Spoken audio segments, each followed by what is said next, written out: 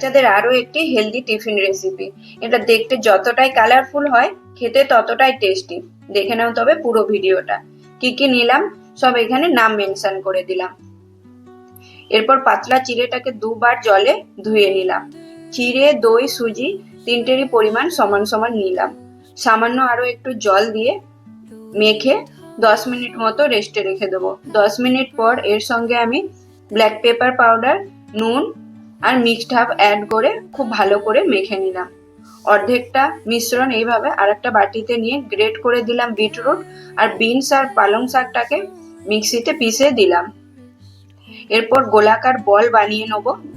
হালকা একটু চ্যাপ্টা করে নিলাম। এইরকম সব কটাকে বানিয়ে নিতে হবে। একটু হাতে তেল লাগিয়ে নিও।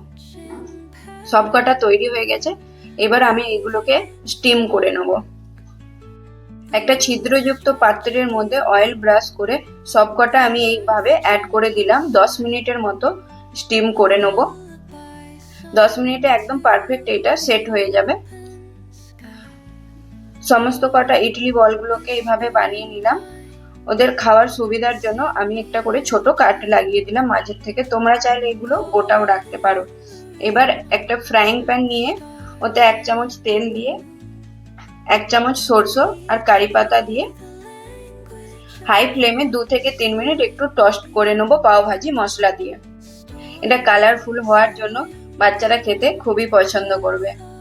বাচ্চাদের জন্য এটা একদম পারফেক্ট রেসিপি। এটা খুবই সফট তৈরি হয়। এই দেখো একটা ভেঙে দেখালাম।